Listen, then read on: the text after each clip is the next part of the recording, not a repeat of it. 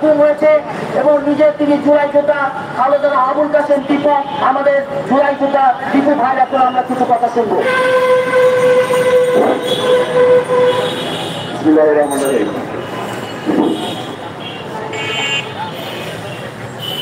কোথা থেকে শুরু করবো ঠিক করতে পারতেছি না। আমরা আজকে যে পিলারটার সামনে দাঁড়িয়ে আছি 584 নম্বর পিলার।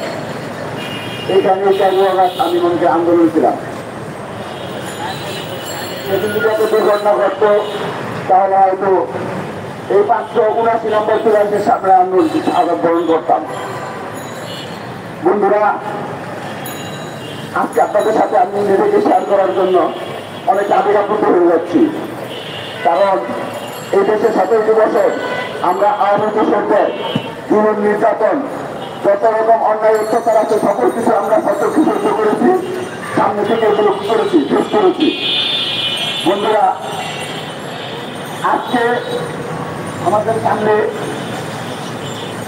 আমার আগে বাইরের কিছু কথা বলে গেল সিনিয়র নেতৃবৃন্দ, সেটা হচ্ছে আমরা এই দুর্নীতিটা করেছি সকলে ঐক্যবদ্ধভাবে। আজকে আমরা দেখতে পাচ্ছি বিভিন্ন বিভাজনের মাধ্যমে আমাদের এই জুলাই অগাস্টের যে অর্জন, এই অর্জনকে নিয়ন্ত্রিত করার একটা পায়তারা চলছে। ভারতীয় পেশারা আবার তাদের রক্তচক্ষু আমাদের দেখাচ্ছে, বিভিন্ন রকম পায়তারা করে তারা পাথর মারছে, আগুন দেওয়ার, জনমনে একটা বিভ্রান্তি সৃষ্টি করার, জনমনে আতঙ্ক সৃষ্টি করার পায়তারা করছে। আমি সকলের উদ্দেশ্যে খুঁজে একজন বিরোধী হিসাবে বলতে চাই, সেদিন আমরা তাদের বিরুদ্ধে রুখে দাঁড়িয়েছিলাম। সেদিন তাদের ছাত্রলীগ ছিল, ছাত্রলীগ ছিল, যুবলীগ ছিল, আওয়ামী লীগ ছিল, সকল প্রশাসনিক শক্তি তাদের ছিল। এই সকল শক্তির অপশক্তির বিরুদ্ধে সেদিন রুখে দাঁড়িয়ে আমরা আমাদের কাঙ্ক্ষিত সফলতা অর্জন করেছিলাম।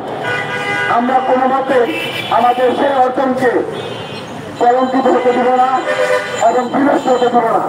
আমরা সকলে ঐক্যবদ্ধ থাকবো। আজকে যদি আমরা কোনো অবস্থায় ওই আওয়ামী লীগের সাথ দেই, তাহলে আমার সেই সুবর্ণচরের মায়ের ধর্ষণকারীদের সঙ্গে আপোষ করা হবে, নারায়ণগঞ্জের ছাত্রদের হত্যাকারীদের সঙ্গে আপোষ করা হবে, আমার আপন চালক কালাম শিকদারের হত্যাকারীদের সঙ্গে আপোষ করা হবে। তাই আমরা সকলে ঐক্যবদ্ধ থাকবো এবং কোন মতেই কোন অবস্থাতেই এই দেশে আওয়ামী ঘোষকদের ফেসিবাদদের পুনর্গঠিত হতে দিব না এবং তাদের কোন মতেই এই দেশে পুনরায় প্রতিশ্রুতি দিব না দেশে। এবারে আমি আমার বক্তব্য শেষ করলাম। সবাইকে ধন্যবাদ।